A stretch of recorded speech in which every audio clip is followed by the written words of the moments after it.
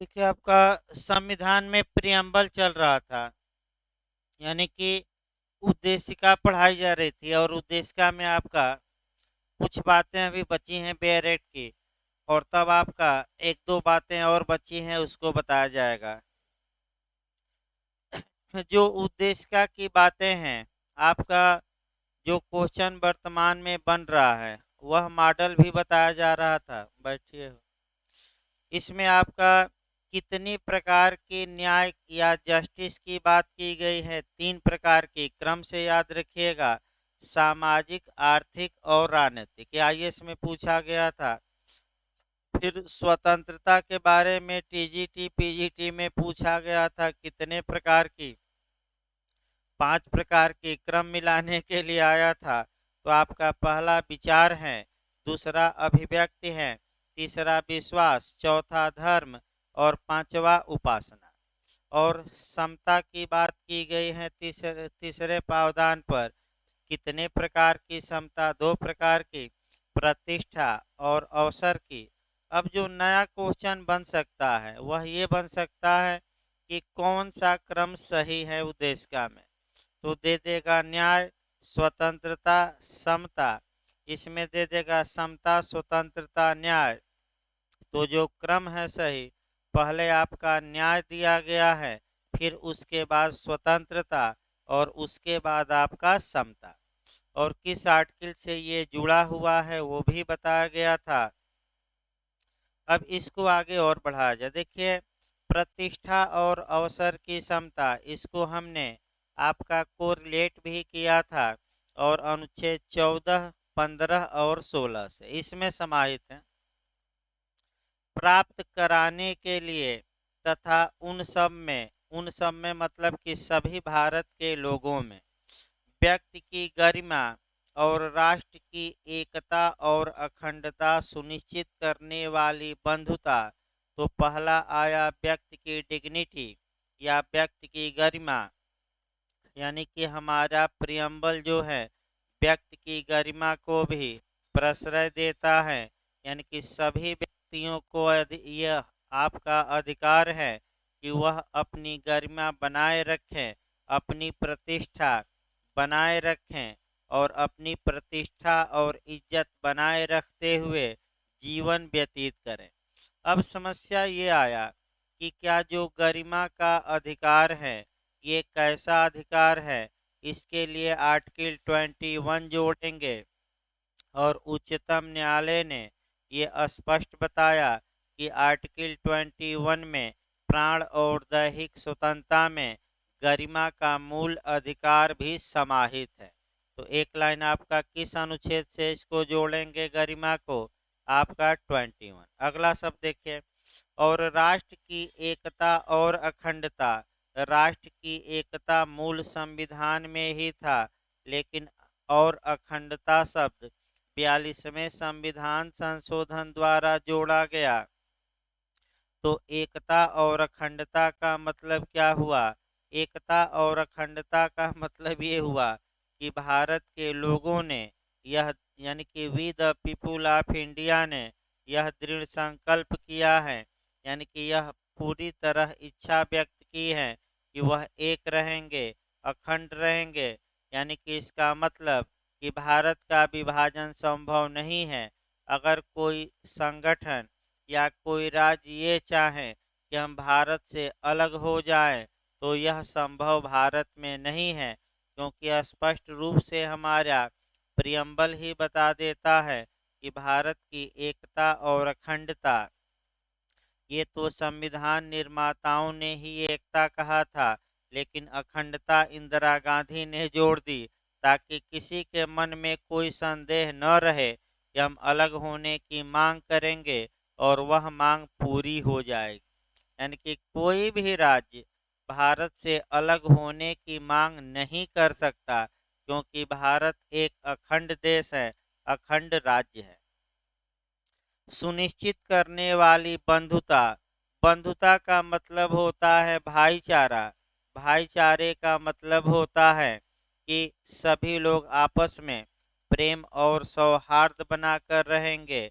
अर्थात आपका भारत की जहाँ तक बात है, भारत हमेशा लगभग आपका विश्व को वसुधैव कुटुंबकम यानी कि विश्व को एक परिवार मानता है और ये चाहता है कि हमारे साथ साथ विश्व का भी क्या हो, कल्याण हो। इसीलिए कौन सा शब्द रख दिया गया, बनता। बनता माने भाईचारा, यानी कि सभी लोग कैसे रहेंगे, भाईचारे से रहेंगे, आपसी प्रेम सद्भाव से बढ़ाने के लिए, यानी कि आपस में भाईचारा मेल जोल बढ़ाने के लिए दृढ़ संकल्प होकर। अब आइए ये सब देखा जाए। एक होता है आपका, जैसे कि आपका सिविल जज की वैकेंसी पहले आने वाली है, तो कुछ लोग लगे होंगे, संकल्पित किए होंगे, यानी कि एक सामान्य संकल्प होता है, एक दृढ़ संकल्प होता है।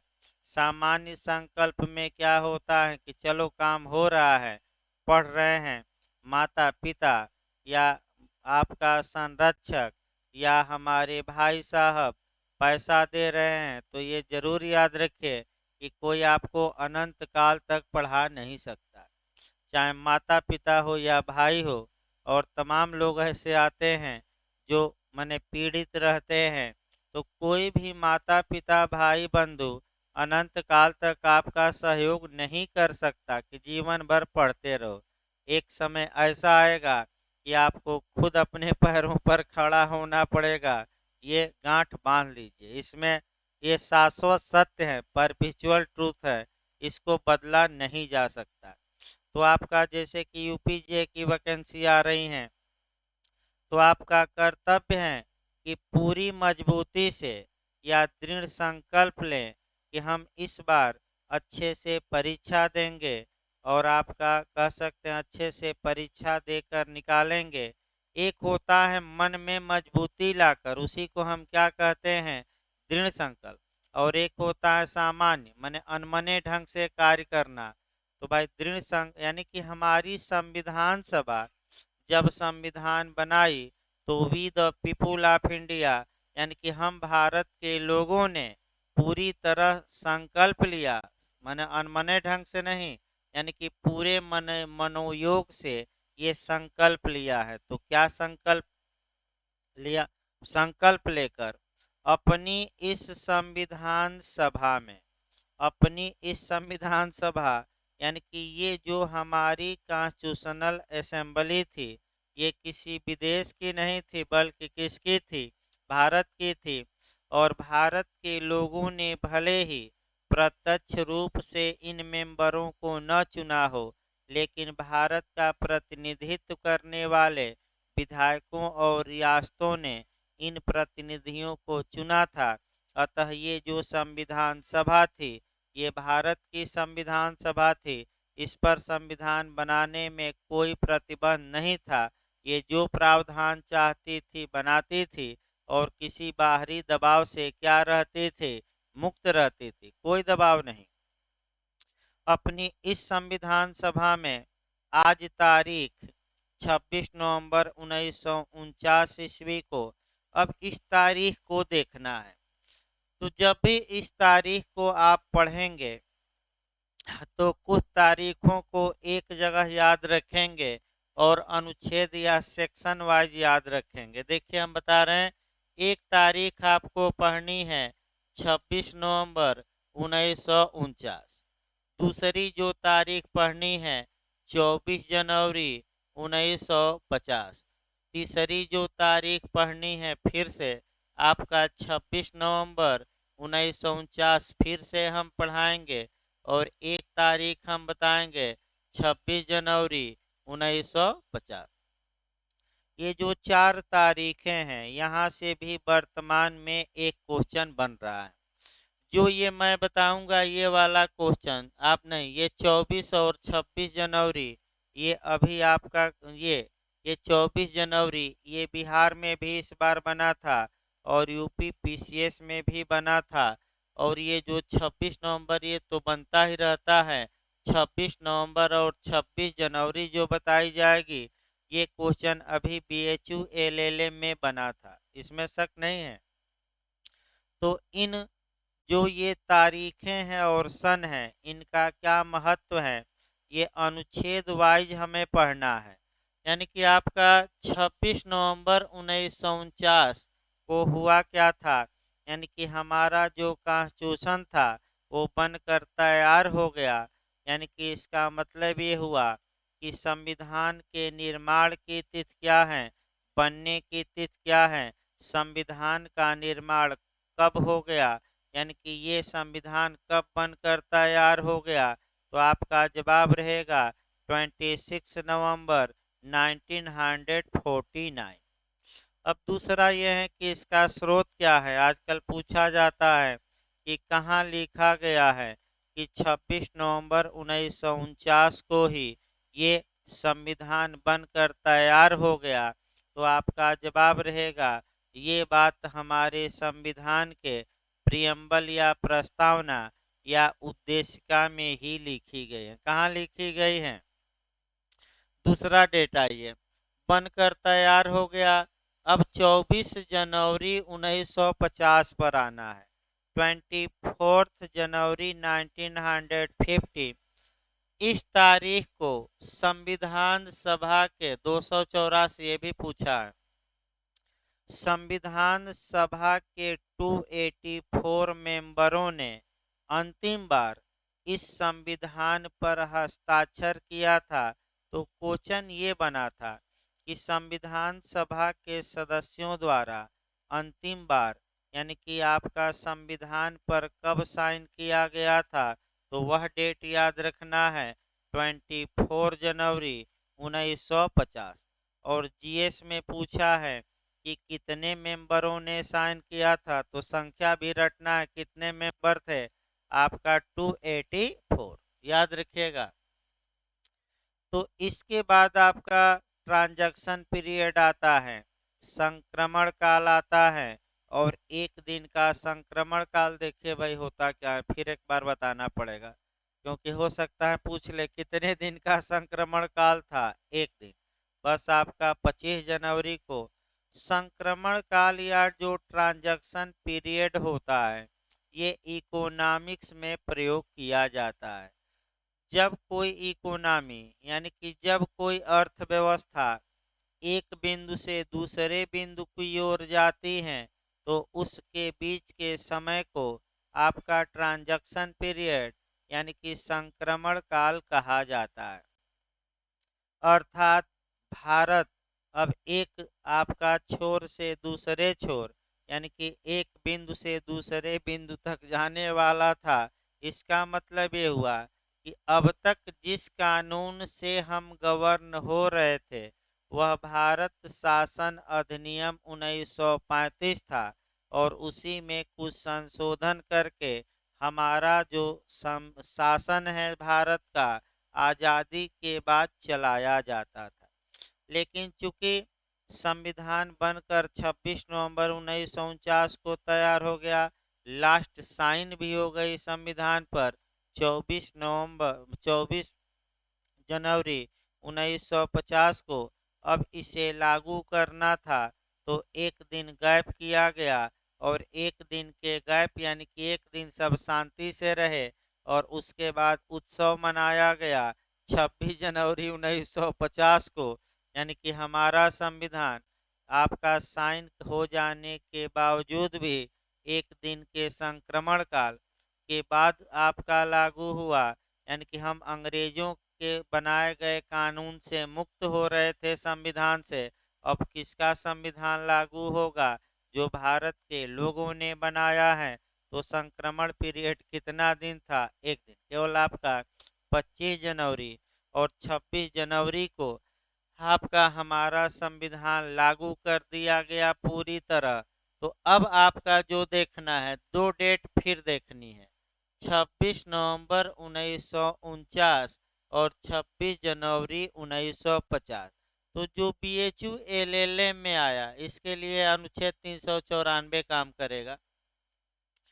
अनुच्छेद 394 में ये बताया गया है कि हमारा संविधान जो है वह दो पार्ट में लागू हुआ, दो भागों में लागू हुआ, दो हिस्सों में लागू हुआ। कुल 16 अनुच्छेद जो तत्काल आवश्यक थे वे 26 नवंबर 1949 को ही लागू कर दिए गए। इसके अलावा जितने अनुच्छेद बचते हैं वह कब अप्लाई कर दिए गए? 26 जनवरी 1950 को। तो अब नया क्वेश्चन बनता है कि संविधान आंशिक रूप से कब लागू किया गया? तो 26 नवंबर 1949। कितने अनुच्छेद लागू किए गए? 16। पूर्ण रूप से कब लागू किया गया? 26 जनवरी 1950 को। इसका स्रोत क्या है? क्या मनमाना तो कहेंगे नहीं, तो स्रोत क्या है? तो कौन सा अनुच्छेद बताएंगे? आपका 394। फिर इस पर एक और कहानी बताकर तब आगे उद्देश्य का में बढ़ा, जब अभी डेट बताई जा रही है। एक कहानी और यहाँ है कि एक म्यान में दो तलवार नहीं रह सकती। यानी कि एक ही विषय पर किसी देश में दो संविधान नहीं चल सकते। तो जो पुराना संविधान होता है उसको रिपील या निरसित या समाप्त किया जाता है और तब नए संविधान को उस देश में लागू किया जाता है। तो हमारा जो पुराना संविधान था वह अंग्रेज बनाए थे। उन्हें भारत शासन अधिनियम 1935 और बताया भी गया था कि कितने परसेंट प्रावधान हमारे संविधान में उससे समाहित हैं? 75%। कितने परसेंट?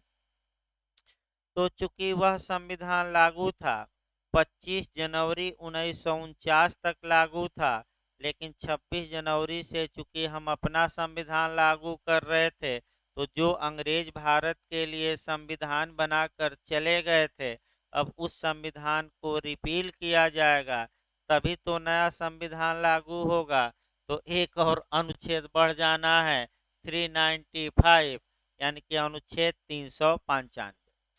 भारत शासन अधिनियम 1935 को रिपील किया गया, समाप्त किया गया और हमारा संविधान 26 जनवरी 1950 को पूरी तरह क्या कर दिया गया? लागू। याद रखिएगा, ये आपका यहाँ से एक क्वेश्चन बनने का पूरा चांस रहता है कहीं भी कंपटीशन में। अब आगे बढ़ा जाए भाई, आपका 26 नवंबर 1949 ईस्वी। इसके बाद लिखा है मिति मार्ग से शुक्ल सप्तमी संवत 2006 विक्रमी को एतत् द्वारा, यानी कि इस प्रकार, इस संविधान मतलब भारत के संविधान को, तुरंत एक क्वेश्चन निकालना है जे का। इस संविधान का मतलब किसके संविधान को? पाकिस्तान के, इंग्लैंड के, अमेरिका के? तो इस संविधान का मतलब क्या हुआ? भारत के संविधान को। तो भारत का संविधान ही आप कहेंगे। अगर कोई तर्क वितर्क करता है कि नहीं हम इंग्लैंड का कहेंगे, तो तुरंत एक अनुच्छेद याद रखिए, इस संविधान का नाम क्या होगा? अनुच्छेद 393। क्या नाम होगा? द कॉन्स्टिट्यूशन ऑफ इंडिया, यानी कि भारत का संविधान। तो इस बार 2018 जे में पूछा गया था कि भारतीय संविधान का संक्षिप्त नाम किस अनुच्छेद में दिया गया है? तो 393 क्या कहलाएगा? इंग्लैंड का नहीं, किसका संविधान? भारत। संविधान को अंगीकृत, अधिनियमित और आत्मार्पित करते हैं। ये क्रम से याद रखिएगा, जो आजकल नया ट्रेंड चल रहा है। पहला शब्द क्या है? अंगीकृत। दूसरा शब्द क्या है? अधिनियमित। और तीसरा शब्द क्या है? आत्मार्पित। अब इन तीनों शब्दों को थोड़ा समझना है। देखिए, यानी कि आपका जो ये तीनों शब्द हैं, जो पहला अंगीकृत है, दूसरा अधिनियमित है, तीसरा आत्मार्पित है, तो पहला क्वेश्चन तो यही बना कि भारत के संविधान को अंगीकृत, अधिनियमित या आत्मार्पित किया गया है। तो ये किसको आत्मार्पित किया गया है? तो पहला जो शब्द हम उठाए थे वो देश का के, we the people of India. यानी कि भारत का संविधान किसने अंगीकृत किया है? लोगों ने, भारत के लोगों ने। किसने अधिनियमित किया है? हम भारत के लोगों ने। और किसने आपका आत्मार्पित किया है? हम भारत के लोगों ने। तो पहला अक्षर लास्ट से जोड़कर पढ़िएगा। अब तीनों शब्दों का मतलब बताया जाए। अंगीकृत का मतलब हुआ एक्सेप्ट करना। एक्सेप्ट करना मतलब कबूल करना। कबूल करना मतलब स्वीकार करना। अर्थात इसका मतलब हुआ कि हम भारत के लोग इस कॉन्स्टिट्यूशन को एक्सेप्ट करते हैं और आगे जो भी हम कार्य करेंगे, चूंकि हमने इसे एक्सेप्ट किया है तो इस संविधान के अनुसार करेंगे। अर्थात इसका मतलब कि हमने इसे दिल में बसा लिया है, अपने शरीर के एक एक अंगों में बसा लिया है। अंगीकृत ये भी होता है। और जो भी हम आगे कार्य करेंगे इस संविधान का पूरी तरह पालन करते हुए करेंगे, इसका उल्लंघन करते हुए नहीं करेंगे। अंगीकृत मतलब ये। दूसरा शब्द आइए अधिनियमित, यानी कि एक्टेड। तो यहाँ तीन चार क्वेश्चन आपका बनाना है, तीन चार क्वेश्चन। हमारा संविधान एक एक्ट है, अधिनियम है, कानून है। ये बात हम अपने मन से नहीं बता रहे हैं, ये बात तो स्पष्ट रूप से प्रियम्बल में ही लिखी गई है। तो हमारा संविधान कब अधिनियमित हुआ? नया क्वेश्चन है, पूछा नहीं गया है। तो आपका क्या जब डेट दी गई है प्रियम्बल में, कब एक्टेड किया गया? तो 26 नवंबर 1949। अब आइए कानून का थोड़ा बंटवारा कर दिया जाए भाई। देखिए, हमारा संविधान एक लॉ है, कानून है, अधिनियम है, संहिता नहीं लिखा है। क्या लिखा है? तो किसी भी देश में, अब थोड़ा समझने का प्रयास करिए, किसी भी जो देश में कानून होता है वह दो प्रकार का होता है। एक एपेक्स लॉ होता है।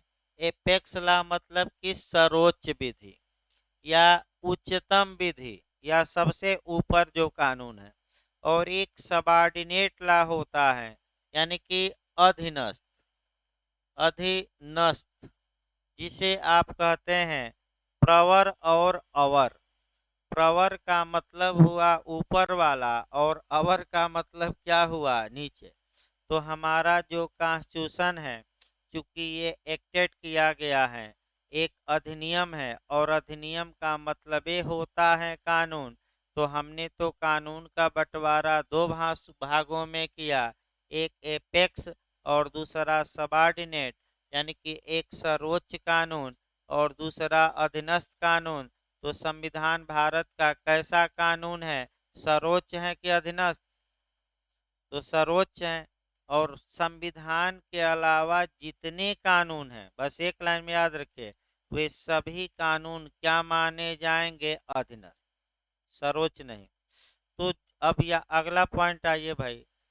जो भी कानून किसी देश के सर्वोच्च कानून होते हैं, सामान्यतः उन कानूनों में आर्टिकल या अनुच्छेद का प्रयोग किया जाता है और जितने अधीनस्थ या सबॉर्डिनेट लॉ रहेंगे उसमें सेक्शन या धारा या दफा का प्रयोग किया जाता है। याद रखिएगा, जो सर्वोच्च लॉ है उसमें क्या यूज किया जाता है? आर्टिकल। और जो सबॉर्डिनेट लॉ रहता है उसको हम क्या कहते हैं? दफा या धारा या आपका सेक्शन। देखिए आपका अगला नियम, सर्वोच्च लॉ आपका आपका ग्रैंड नॉर्म होता है, मूल मानक होता है। अर्थात जो सर्वोच्च लॉ होता है ये अपेक्षा करता है कि जितने अधीनस्थ लॉ होंगे वो सर्वोच्च लॉ का वायलेशन नहीं करेंगे। तो एक उदाहरण देखा जाए, हमारा संविधान सर्वोच्च विधि हो गई और एक हम आईपीसी देखते हैं, आईपीसी कैसी विधि हो गई? अधीनस्थ। तो सर्वोच्च विधि ये अपेक्षा करती हैं कि जितने अधीनस्थ विधियां हैं ये विधियां हमारे विपरीत नहीं हो सकती। इसका मतलब ये हुआ कि भारत में जितने संविधान के अलावा कानून हैं वे कानून कॉन्स्टिट्यूशन का वायलेशन नहीं कर सकते, संविधान के विरोध में नहीं हो सकते, क्योंकि संविधान सर्वोच्च है और सर्वोच्च का विरोध करना क्षम्य नहीं है। अगर कोई कानून हमारे संविधान के विरोध में है तो अनुच्छेद 13 का क्लाज 1 और 2 बताता है कि वह विरोध की मात्रा तक वार्ड होगा, अवैध होगा, शून्य होगा, उसका कोई मतलब नहीं होगा। तो विरोध की मात्रा तक क्या होगा? वार्ड। तो क्या आईपीसी, हम उदाहरण एक बता दें, आईपीसी में दो धाराएं हमारे संविधान के विरोध में थी, अतः उच्चतम न्यायालय ने उन दोनों धाराओं को वायड या बातिल या शून्य घोषित किया। अब उसका कोई मतलब नहीं। तो दो धाराएं पूरी तरह, एक 303 है और दूसरा 497, लेकिन एक धारा जो आधा ही विरोध में थी 377, तो आधा किया। मैंने फिर पॉइंट पकड़ना है, उस मात्रा तक शून्य होगी। मात्रा का मतलब ये हुआ उस सीमा तक, यानी कि अगर पूरी धारा अब माने मूल अधिकार विरोध में नहीं है, उसका कुछ ही अंश है, तो पूरी धारा को अवैध नहीं घोषित किया जाएगा, उसके कुछ हिस्से को। इसी को हम आगे बताएंगे।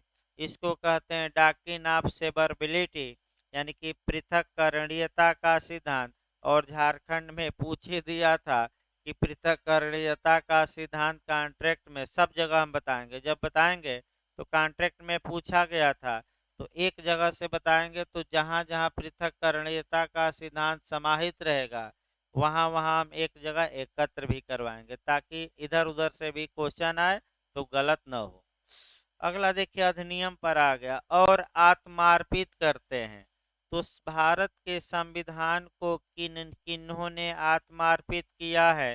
तो we the people of India ने किया है।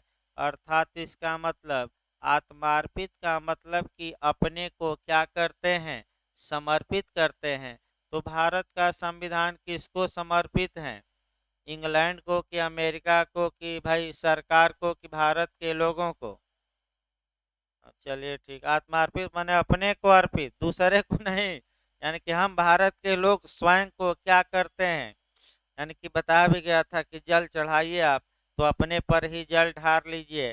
तो अपने पर जब जल डाल लेंगे, तो यानी कि अपने को ही आपने माने जल को क्या किया? अपने को अर्पित। तो वही आपका, तो किसने अर्पित किया है अपने को? संविधान को। तो पहले अक्षर से सरकारों का नाम मार दीजिएगा, we the people of India.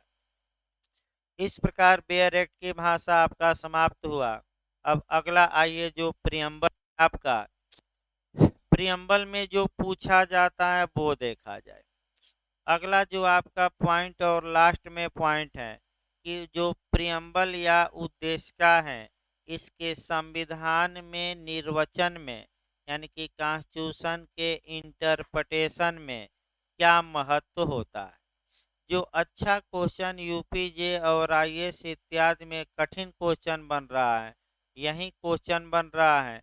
और ये क्वेश्चन लिखवाना संभव नहीं है। लाख हम लिखवाएंगे, लेकिन अगर आयोग तिकड़मबाजी कर दे उसमें, तो भाई कंसेप्ट जो लेक्चर दिया जाता है उसी के आधार पर आपको करना है।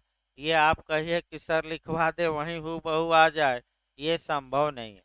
लेकिन कंसेप्ट जरूर बनाइए। और कंसेप्ट जो तीन चार हम बता रहे हैं, जब भी ऑप्शन आप देखिएगा उसी कंसेप्ट के आधार पर उसको हल करिएगा। पहला नियम यह है कि संविधान की उद्देशिका का सामान्यतः, मैं जनरली शब्द लगा रहा हूँ, या मामूली तौर पे, मैंने जो बेयर एक्ट में शब्द दिए हैं, क्या दिया है? मामूली तौर पे, जनरली, सामान्यतः, यानी कि संविधान की उद्देशिका का संविधान के निर्वचन में सामान्यतः कोई महत्व नहीं है। ये लिखेंगे।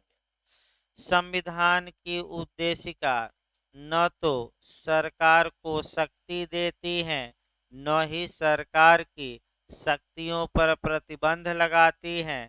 उद्देशिका का सहारा लेकर संविधान को न तो व्यापक किया जा सकता है, न ही सीमित किया जा सकता है।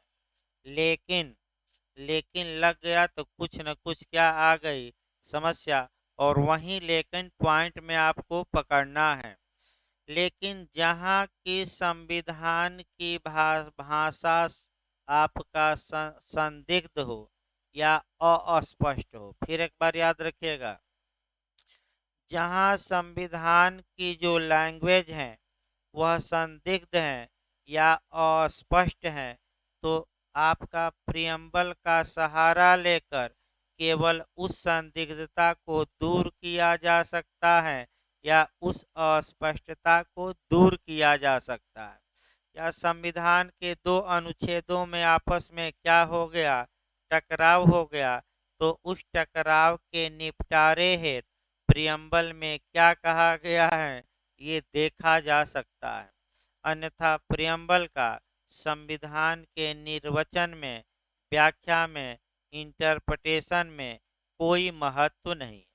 तो भाई कम महत्व, अब इसी को घुमा कर देगा और कॉन्सेप्ट बिल्कुल क्या रखना है, क्लियर। तो देखिए आपका प्रियम्बल से भाई जो भी क्वेश्चन बनते थे, आपका एक एक शब्द बताया गया, इसको लिख लीजिए और तब आपका आगे बढ़ा जाएगा। भाई कल का शेड्यूल आपको बता दिया, जो जो लोग केवल संविधान पढ़ना आते हैं, आपका संविधान और संविधान को रोका गया है कल। आपका जो सोमवार से शेड्यूल होगा, आपका सुबह जो चलेगा आपका माइनर में, वह इक्विटी यानी कि साम्य पढ़ाया जाएगा। उसका बेयर एक्ट नहीं आता। ये नहीं कि जाकर किताब की दुकान पर बेयर एक्ट पूछिए, क्योंकि नए लोग जाकर बेयर एक्ट ही पहले खोदते हैं। तो किताब आती है, बेयर एक्ट नहीं है। कुछ सिद्धांत हैं, प्रिंसिपल हैं, उन्हीं सिद्धांतों की व्याख्या करना है। यूपीजे और एजेएस मेंस में है। बिहार में आपका प्री और मेंस दोनों में है। बिहार में आपका 5 क्वेश्चन प्री में कवर करता है, क्योंकि झुआ भर आपका सिलेबस है, तो कितना क्वेश्चन, 5 क्वेश्चन। और उसके बाद आपका टीपीए चलेगी, मैंने सोमवार से, तब संविधान लास्ट में चलेगा, क्योंकि संविधान बीच में पड़ जा रहा है, समय का पता ही नहीं लग रहा है। यानी कि 1 सवा घंटा 1.5 घंटा चल जा रहा है, न कोई उब रहा है न हम उब रहे हैं। तो संविधान में जब फ्लो बनता है तो समय का पता नहीं लगता। क्योंकि एग्जाम भी जल्दी होने वाला है, तो भाई 2-4 सब्जेक्ट पहले निपटा जाए। और एक मेंस के लिए भी लगातार पहले पीरियड में, जब तक यूपीजे मेंस ना हो जाए, एक जो मेंस का पेपर है लगातार चलाते रहा जाए, ये भी ध्यान में रखना है। और प्री वाले तो भाई प्री के 15 दिन पहले 10 दिन सब खत्म हो जाएगा। देखिए आगे भाई, अब इसको लिखिए, तब आपका कल भाई केवल आपका अर्बन प्लानिंग लिखवाया जाएगा। बचा है 5-6 क्वेश्चन। लिखिए उद्देशिका में, लिखिए थोड़ा तेजी से तो आगे बढ़ा जाए। लिखिए भाई, हेडिंग डाल लीजिए संविधान की उद्देशिका, और एरो बना बना लिखिए।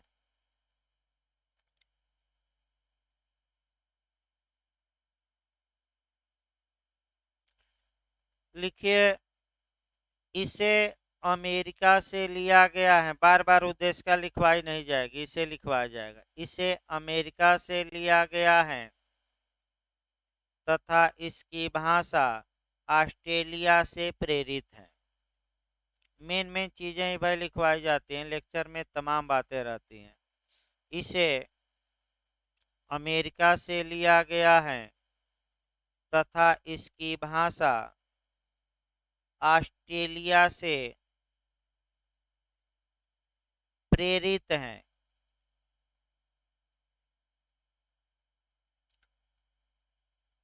उद्देशिका संविधान निर्माताओं के, एरो बना बना लिखिएगा, उद्देशिका संविधान निर्माताओं के मस्तिष्क को खोलने की कुंजी कही जाती है।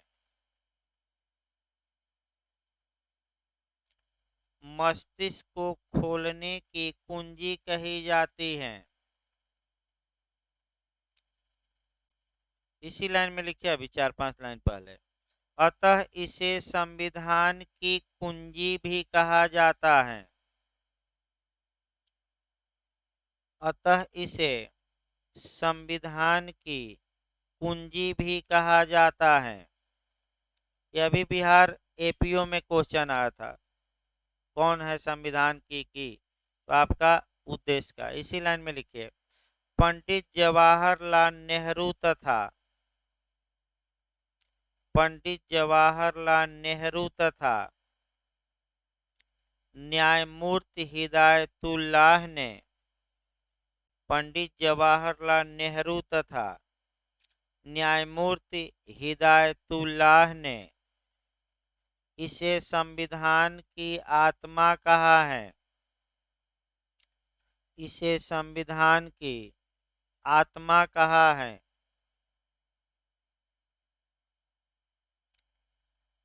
जबकि ठाकुर दास भार्गव ने, ये विद्वान का नाम है, माने लेखक, ठाकुर दास भार्गव ने, जबकि ठाकुर दास भार्गव ने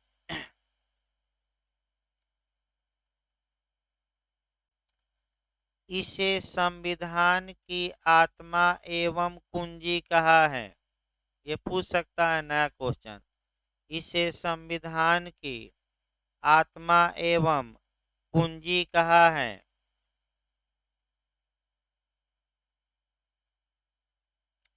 पैराग्राफ चेंज कर लीजिए। अब पैराग्राफ चेंज करके लिखिए, उद्देशिका को संविधान सभा में, ये क्वेश्चन आ चुका है, अंडरलाइन कर लीजिएगा इसे भी।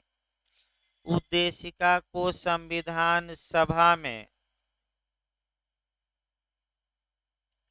13 दिसंबर 1946 ईस्वी को 13 दिसंबर 1946, 13 दिसंबर 1946 ईस्वी को पंडित जवाहरलाल नेहरू ने, पंडित जवाहरलाल नेहरू ने सर्वप्रथम पेश किया था। ये भी क्वेश्चन आ चुका है कि संविधान सभा में पहले क्या पेश किया गया, तो उद्देशिका ही पेश की गई। सर्वप्रथम स्पष्ट लिखवा रहे हैं हम, सर्वप्रथम पेश किया था, जिसे उद्देश्य प्रस्ताव कहा गया था, जिसे उद्देश्य प्रस्ताव कहा गया था।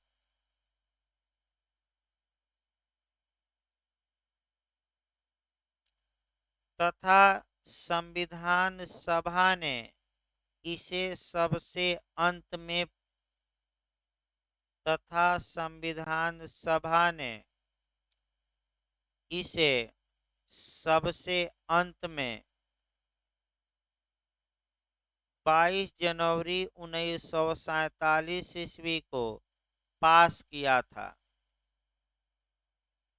22 जनवरी 1947 ईस्वी को पास किया था।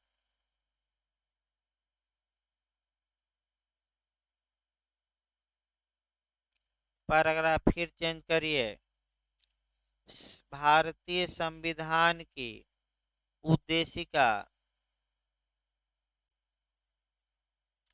को दो भागों में बांटा जा सकता है। भारतीय संविधान की उद्देशिका को दो भागों में बांटा जा सकता है। फर्स्ट लिखिए, उद्देश्य खंड, यानी कि क्या पर्पज है बनाने का, उद्देश्य खंड, और सेकंड अधिनियमित खंड। अभी नीचे बताया गया अधिनियमित खंड, नीचे वाली लाइन, उद्देश्य खंड और सेकंड अधिनियमित खंड। फिर पैराग्राफ चेंज करके लिखिए,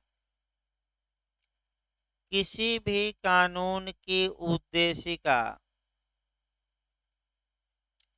के दो प्रयोजन होते हैं।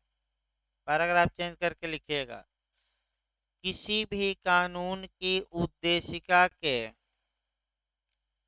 दो प्रयोजन होते हैं। फर्स्ट लिखिए, उस कानून के प्राधिकार का स्रोत क्या है। उस कानून के प्राधिकार का स्रोत क्या है। तो बताइए, कानून के, संविधान के प्राधिकार का स्रोत क्या है। पहला ही शब्द मारिएगा, we the people of India. हम ही स्रोत है और कोई नहीं। स्रोत प्राधिकार अथॉरिटी का स्रोत क्या है? तो we the people of India, हम संप्रभु है, हम ही बनाए हैं।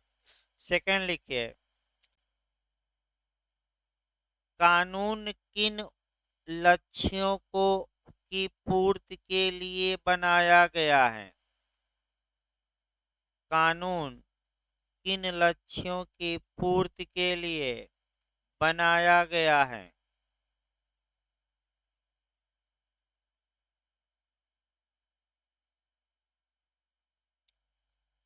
पैराग्राफ फिर चेंज करके लिखिए, सर्वप्रथम इनरी बेरुबारी के मामले में, यहाँ से क्वेश्चन ज्यादा बना है, अभी सामान्य बातें लिखवाई जा रहे हैं, अभी शब्द नहीं लिखवाए जा रहे हैं। लिखिए, सर्वप्रथम इनरी बेरुबारी, इनरी का मतलब इन रिफरेंस, यानी कि संदर्भ में, हिंदी ना है तो उसको लिख लेना है। इनरी मतलब इन रिफरेंस, क्योंकि कई लोग इनरी पर ही नए लोग भ्रमते रहते हैं। कहीं भी इनरी लिखा हो, इन रिफरेंस उसका मतलब हुआ। इन रिफरेंस मतलब संदर्भ में, संदर्भ में मतलब कि बेरुबारीवाद के संदर्भ में, इसका मतलब ये हुआ। इसीलिए इनरी बेरुबारी सन लिख, आपका AIR 1960 सुप्रीम कोर्ट। आगे सन लिखिए, इनरी बेरुबारी, भाई नए लोगों को बता दिया जाए AIR, क्योंकि एकदम नए भी लोग हैं, उनको भी लेकर हमें चलना है। ऑल इंडिया रिपोर्टर, AIR का मतलब ऑल इंडिया रिपोर्टर, ये एक पत्रिका है भाई। यानी कि जो AIR हैं, बात ना करिए भाई, जो AIR हैं यह एक पत्रिका है, और इस पत्रिका में सुप्रीम कोर्ट और हाई कोर्ट के, माने ज़्यादातर सुप्रीम कोर्ट के जो अच्छे अच्छे निर्णय होते हैं वे छापे जाते हैं। और वकीलों के चेंबर में चले जाइए तो आपका यही पत्रिकाएं अलमारी में सजा कर क्या की हैं, रखी गई हैं। ये जो शुरुआत हुई 1922 में, इसकी शुरुआत होती है, नागपुर से होती है। अब तो भाई ज़्यादा विकास कर गया, वो अलग बात है। तो लिखिए, आपका AIR 1960 आपका सुप्रीम कोर्ट,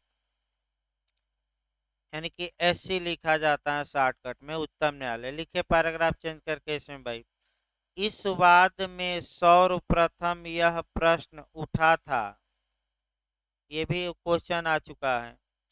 इस वाद में सर्वप्रथम यह प्रश्न उठा था कि उद्देशिका संविधान का भाग है कि नहीं, कि उद्देशिका संविधान का भाग है कि नहीं। उच्चतम न्यायालय ने इसे संविधान का भाग नहीं माना।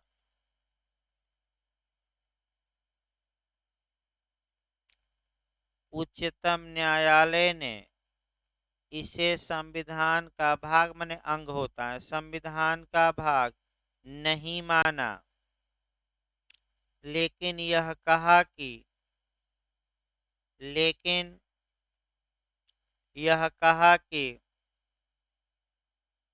इसमें जनता की भावनाएं एवं आकांक्षाएं, इसमें जनता की भावनाएं एवं आकांक्षाएं सूक्ष्म रूप से समाहित हैं। इसमें जनता की भावनाएं एवं आकांक्षाएं सूक्ष्म रूप से समाहित हैं।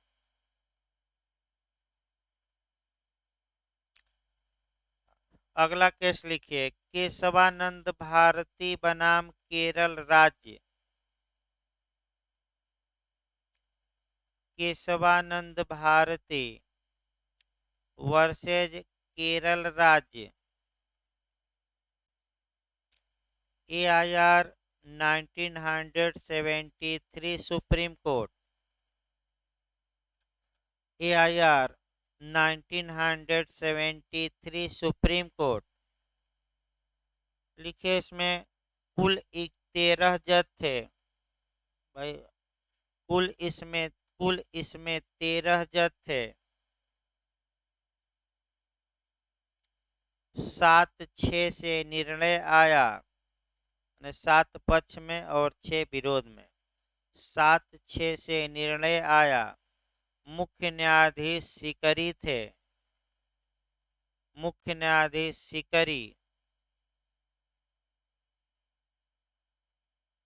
अगला लिखिए 24 अप्रैल 1973 को निर्णय आया। डेट तक पूछा गया जे में 24 अप्रैल 1973 निर्णय की डेट तक पूछी गई है।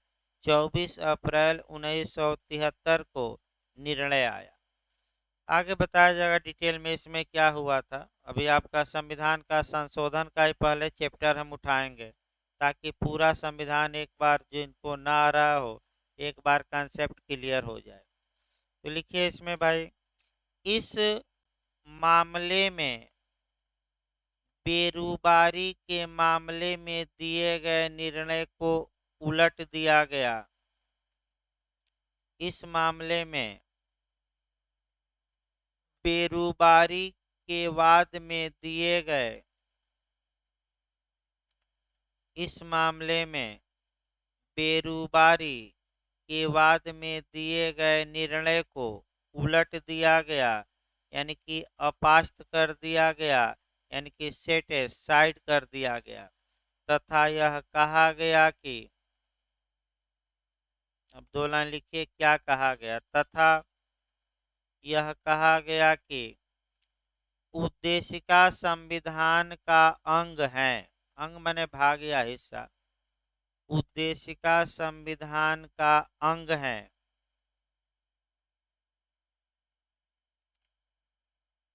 इसमें संशोधन किया जा सकता है। ये भी याद रखिएगा, इसमें संशोधन किया जा सकता है,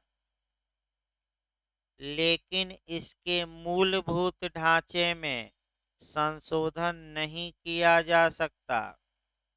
लेकिन इसके मूलभूत ढांचे में, यानी कि बेसिक स्ट्रक्चर में, लेकिन इसके मूलभूत ढांचे में संशोधन नहीं किया जा सकता।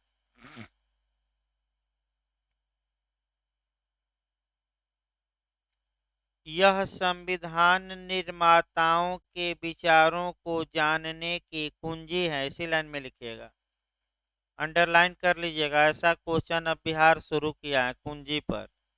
यह संविधान निर्माताओं के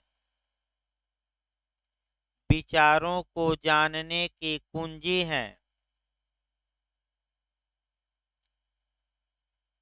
विचारों को जानने की कुंजी है। एरो बना लीजिए। अगला लिखिए, उद्देशिका में अब तक केवल एक बार संशोधन हुआ है। ये भी पूछा जा चुका है क्वेश्चन। उद्देशिका में अब तक केवल एक बार संशोधन हुआ है।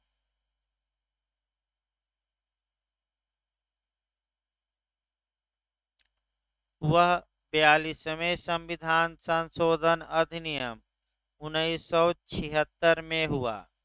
42वें कॉन्स्टिट्यूशनल अमेंडमेंट एक्ट 1976 42वें संविधान संशोधन अधिनियम 1976 में हुआ, जिसे मिनी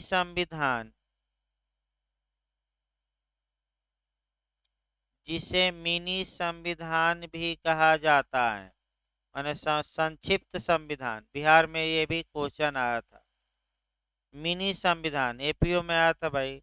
किस संविधान संशोधन को मिनी संविधान कहा जाता है? 42वें मिनी संविधान भी कहा जाता है।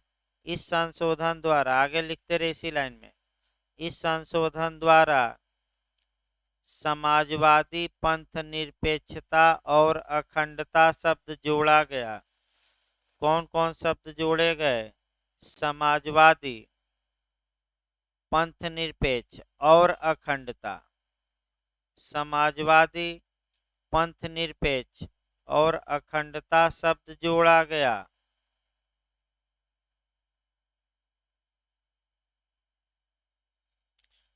फिर पैराग्राफ चेंज करिए।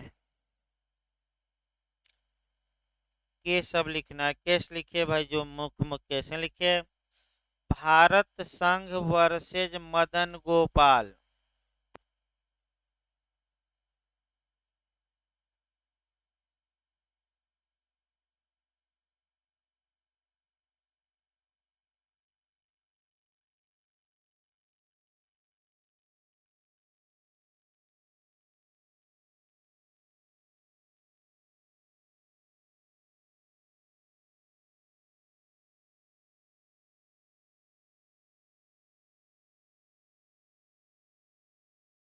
लिखिए केस लिखिए भाई। भारत संघ वर्सेज मदन गोपाल, यानी कि भारत संघ बनाम Madan Gopal. AIR 1954 supreme court. AIR 1954 supreme court. लिखिए निर्णय क्या आया। लिखिए भारतीय संविधान की उद्देशिका को, निर्णय लिखिए, भारतीय संविधान की उद्देशिका को न्यायालय में प्रवर्तित नहीं कराया जा सकता, इन्फोर्स नहीं कराया जा सकता। भारतीय संविधान की उद्देशिका को न्यायालय में प्रवर्तित नहीं कराया जा सकता। दूसरा केस लिखिए। सज्जन सिंह बनाम राजस्थान राज्य, यानी कि Sajjan Singh versus state of Rajasthan. AIR 1965 supreme court. Sajjan Singh बनाम राजस्थान राज्य, AIR 1965 सुप्रीम कोर्ट। लिखिए इसमें क्या कहा गया। उद्देशिका संविधान की विशेषताओं का निचोड़ है। उद्देशिका संविधान की विशेषताओं का, यानी कि लक्षणों का निचोड़ है। बैठिए।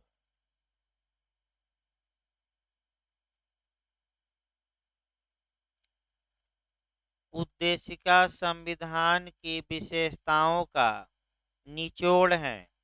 अगला केस लिखिए। IC गोलकनाथ वर्सेज पंजाब राज्य। IC, पूरा नाम लिखवा रहा हूँ, गोलकनाथ लोग लिखते हैं। IC बिंदु बिंदु दीजिएगा, आई के बाद सी के बाद। IC गोलकनाथ बनाम, यानी कि वर्सेज स्टेट ऑफ पंजाब। लिखिए AIR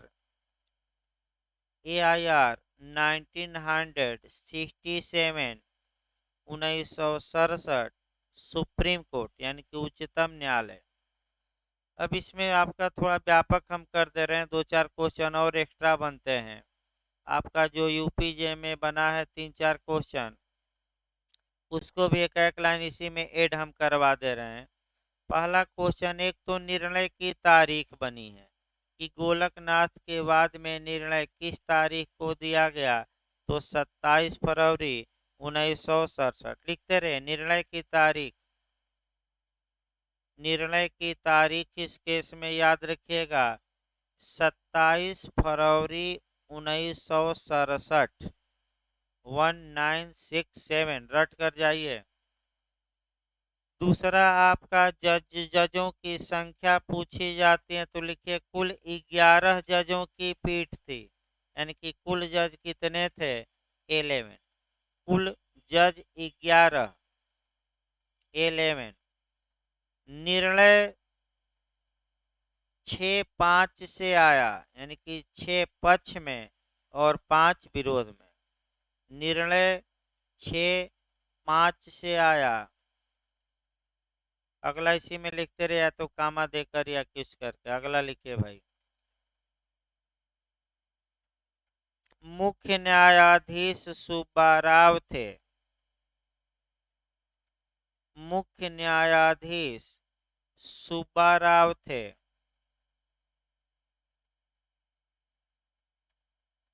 लिखिए, इस वाद में पूर्ववर्ती दो निर्णयों पूर्ववर्ती, यही आपका यूपीजे में क्वेश्चन आया है। ये भी इस वाद में पूर्ववर्ती दो वादों में दिए गए निर्णयों को उलट दिया गया, यानी कि अपास्त कर दिया गया। इस वाद में पूर्ववर्ती दो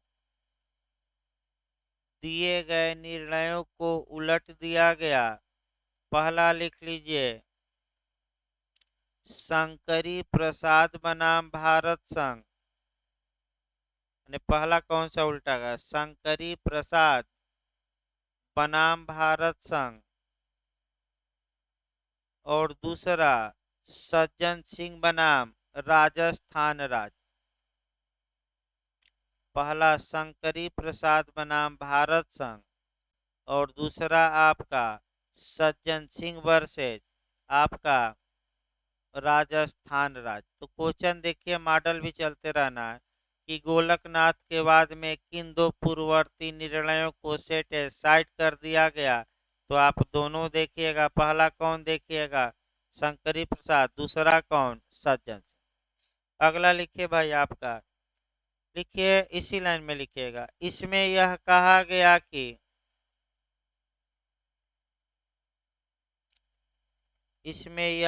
गया कि उद्देशिका किसी अधिनियम के मुख्य आदर्शों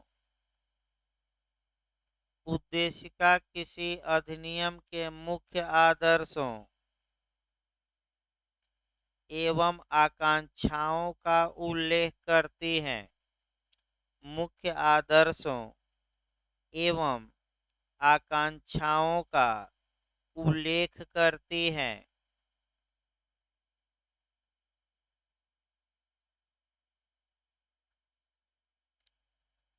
पैराग्राफ चेंज करके फिर एरो बनाइए। भारतीय संविधान की उद्देशिका में 3 प्रकार के न्याय, ये भी आजकल टीटी में पूछा गया था ऐसा क्वेश्चन। 3 प्रकार के न्याय, क्रम से लिखवा रहा हूं, पहले न्याय है। 5 प्रकार की स्वतंत्रताएं, 5 प्रकार की स्वतंत्रताएं और 2 प्रकार की समता दी गई है। और 2 प्रकार की समता, क्रम भी सही रहेगा। पहले न्याय, दूसरा स्वतंत्रता और तीसरा क्या है? अब संख्या पूछ रहा है तो न्याय कितने प्रकार का? 3, स्वतंत्रता 5 और समता 2। अगला लिखिए पैराग्राफ चेंज करके भाई। अब विद्वानों का कुछ कोटेशन दे दिया है। लिखिए, अर्नेस्ट बाकर, एरो बनाकर लिखिएगा। अर्नेस्ट बाकर ने संविधान की उद्देशिका को वृद्धावस्था का प्रलेख कहा है। बूढ़े लोगों का दस्तावेज। वृद्धावस्था का प्रलेख कहा है। वृद्धावस्था का प्रलेख कहा है।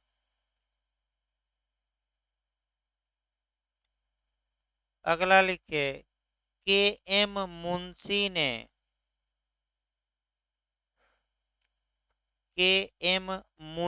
ने इसे राजनैतिक जन्म कुंडली कहा है। के एम मुंशी ने इसे राजनैतिक जन्म कुंडली कहा है।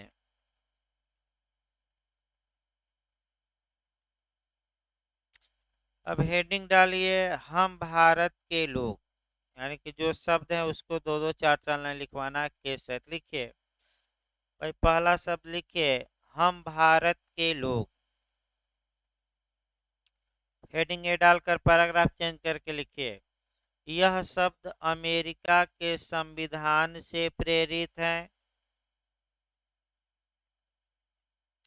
यह शब्द अमेरिका के संविधान से प्रेरित है।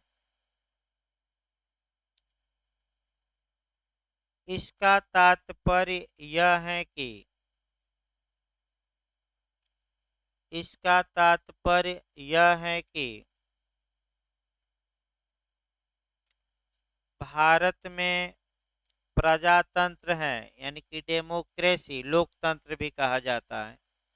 भारत में प्रजातंत्र है,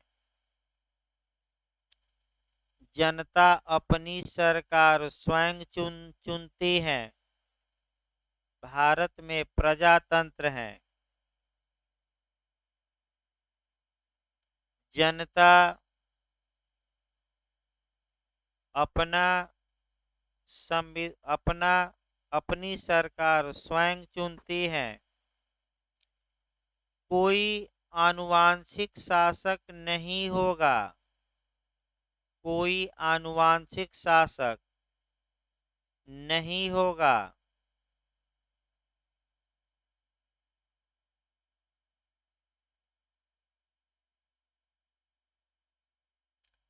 संप्रभुता जनता में निहित है।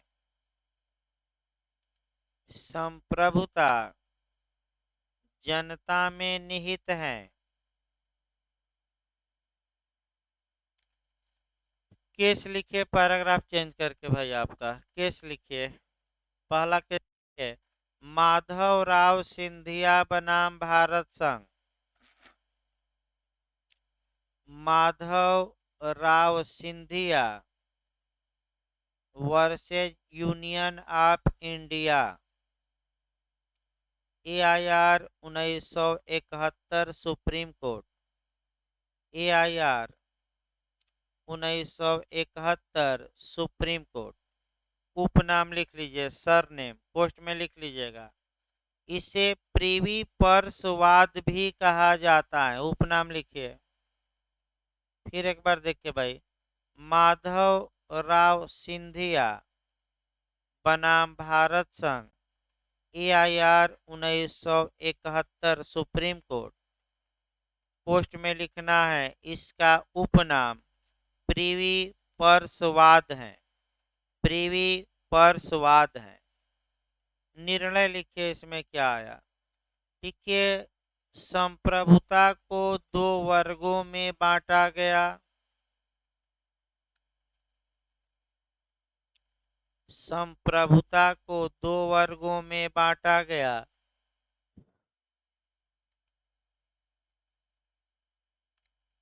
पहला लोकतांत्रिक और दूसरा विधिक। विधिक लीगल। पहला लोकतांत्रिक और दूसरा विधिक। लोकतांत्रिक या राजनैतिक संप्रभुता, इसी लाइन में लिखिए आगे।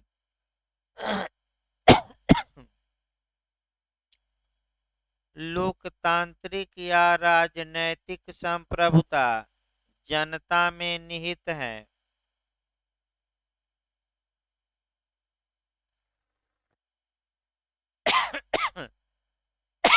जनता में निहित, जबकि विधिक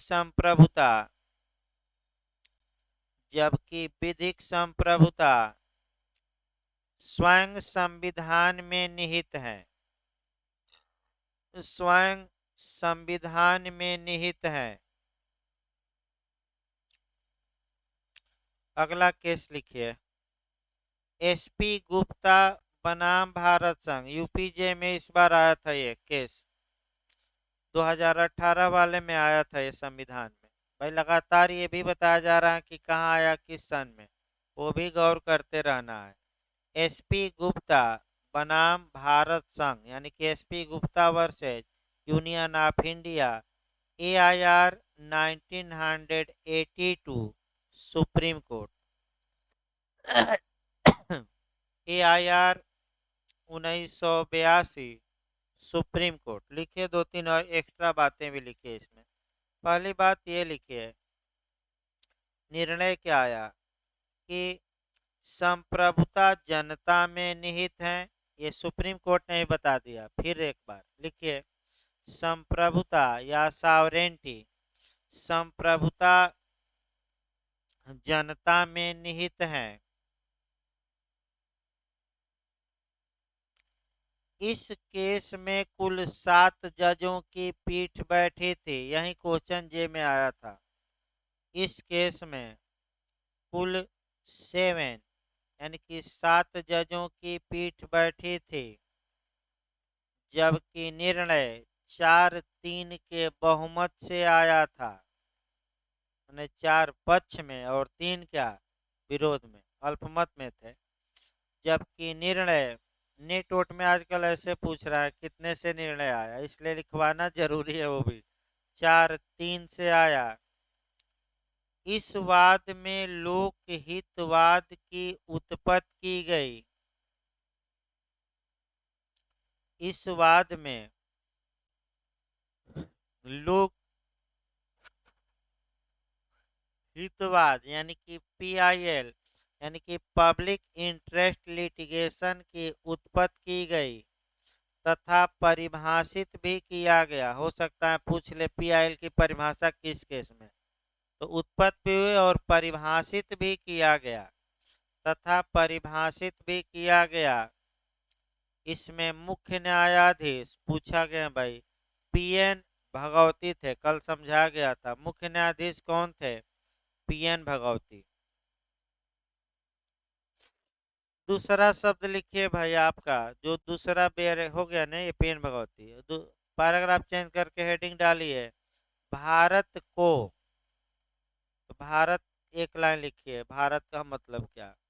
दूसरा शब्द आपका भारत को, तो पैराग्राफ चेंज करके लिखिए, भारत शब्द को संविधान के अनुच्छेद 1 के क्लाज 1 में बताया गया है।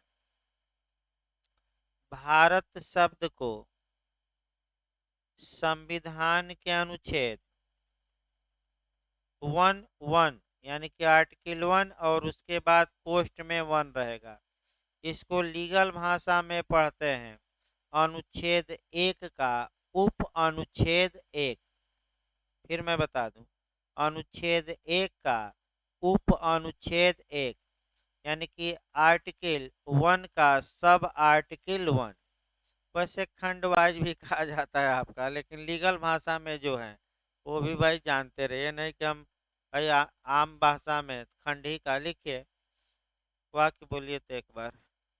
बताया गया है जिसके अनुसार भारत अर्थात इंडिया राज्यों का संघ होगा। जिसके अनुसार भारत अर्थात इंडिया राज्यों का संघ होगा तथा इसमें वे राज्य क्षेत्र एवं संघ शासित क्षेत्र, दोनों में लिखवा रहा हूँ, स्टेट और यूनियन टेरिटरी, तथा इसमें वे राज्य क्षेत्र तथा संघ राज्य क्षेत्र शामिल होंगे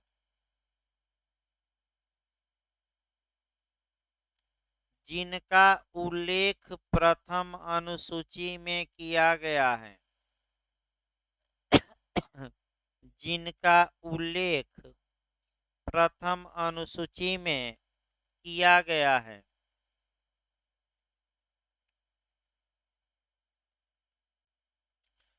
अगला शब्द लिखिए संपूर्ण प्रभुत्व संपन्न।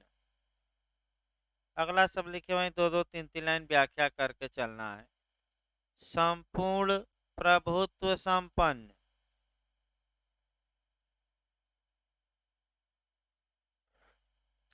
पैराग्राफ चेंज करके लिखे भाई, इसका तात्पर्य यह है कि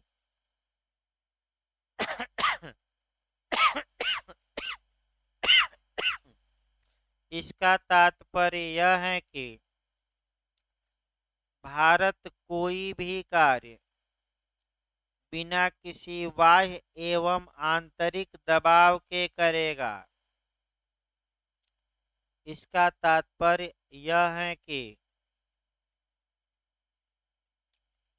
भारत कोई भी कार्य बिना किसी आंतरिक एवं बाह्य दबाव के करेगा। यानी कि इंटरनल कोई प्रेशर नहीं और एक्सटर्नल भी प्रेशर में आकर नहीं करेगा। संप्रभु हैं, जो मन आए सो करे। ये नहीं कि पाकिस्तान कर दिया, अमेरिका कर दिया तो कर दे, भारत करे या न करे वो अलग बात है। अगला लिखिए भाई, आपका इसको डिटेल में समाजवादी। समाजवादी।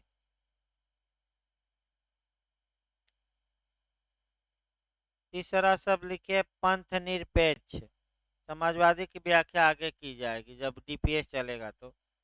पंथ निरपेक्ष, यहाँ भले केस पूछा जाता है। क्या सेकुलर, लिखिए भाई पंथ निरपेक्ष राज्य का तात्पर्य यह है कि पंथ निरपेक्ष राज्य का तात्पर्य यह है कि राज्य का कोई धर्म नहीं होगा।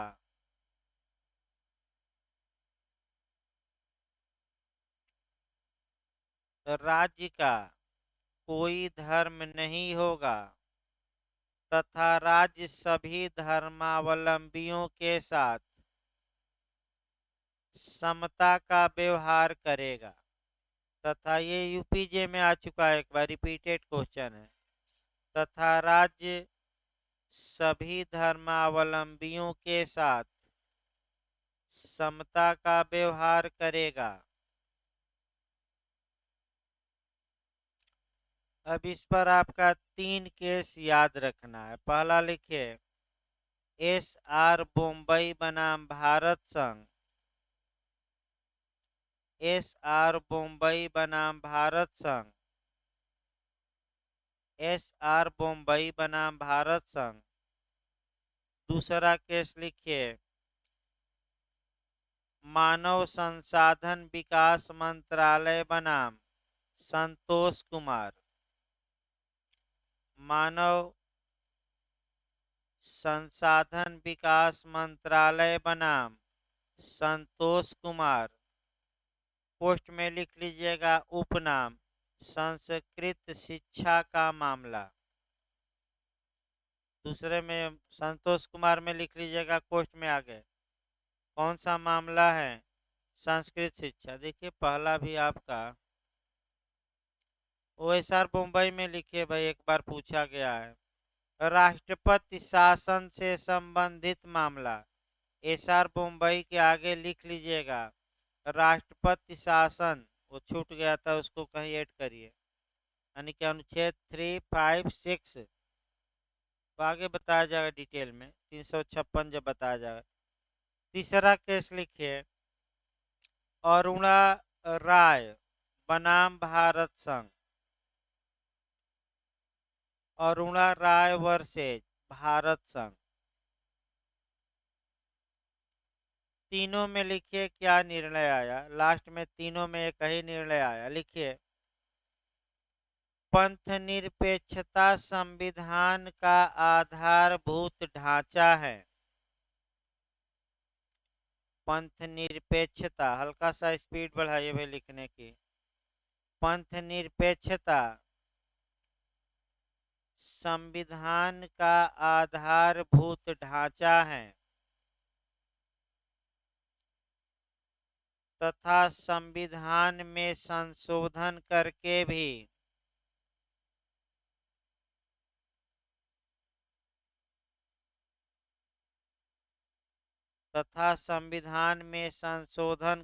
भी इसे मिटाया नहीं जा सकता, माने हटाया नहीं जा सकता, इसे मिटाया नहीं जा सकता। अरुणा राय में दो एक लाइन और कहा गया लास्ट में, वो लिखवा दिया जाए।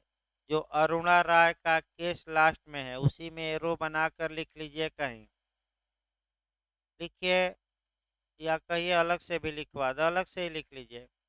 अरुणा राय बनाम भारत संघ के वाद में, अलग से ही लिख लीजिए, सही रहेगा भाई, नहीं तो मिक्स हो जाएगा एक ही में, चावल दाल चोखा और भरता सब क्या हो जाएगा मिक्स, तो सब फेंट देंगे उसी में, कहेंगे आप ही तो लिखवाए थे। ये भी समस्या है, एक दो लोग ऐसे भी है कि जो रट्टा मारते हैं और आप ही तो ये लिखवाए थे, इसलिए अच्छा है कि अलग से लिखवा दिया जाए। देखिए, अरुणा राय बनाम भारत संघ के वाद में जस्टिस धर्माधिकारी ने यह निर्णय दिया कि जस्टिस धर्माधिकारी ने यह निर्णय दिया कि भारत में पंथ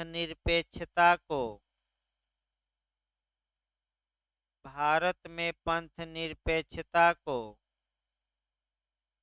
नकारात्मक रूप में स्वीकार किया गया है, नकारात्मक रूप में स्वीकार किया गया है। देखिए लास्ट में एक लाइन और, देखिए पंथ निरपेक्षता का मतलब ये नहीं हुआ कि आप अपने धर्म के अनुसार आचरण करना ही छोड़ दीजिए। सेकुलरिज्म का मतलब ये हुआ कि जब भी सरकार कोई कार्य करे तो या पीएम कार्य करे तो अपने धर्म के अनुसार न करें सरकारी कार्य, आपका जो संविधान में लिखा है उसके अनुसार, यानी कि राजधर्म का पालन करिए। और राजधर्म कैसे चलेगा ये हमारे संविधान में लिखा है। तो यहाँ आपका ये हुआ कि आप मोदी जी को ही उठा लीजिए, जैसे ही आपका चुनाव देखे, लोकसभा का था, चुनाव प्रचार समाप्त हुआ तो चले गए गुफा में मौन साधने, तो विरोधियों ने अटैक किया कि इससे तो प्रभाव पड़ेगा। यानी कि आप अपना धर्म का पालन करिए, चाहे पीएम हो सीएम हो, लेकिन जब राजधर्म निभाइए तो वहाँ अपने धर्म को न लाइए, वहाँ किसके अनुसार कार्य करना पड़ेगा, कॉन्स्टिट्यूशन के अनुसार। इसी को सेकुलरिज्म कहा जाता है।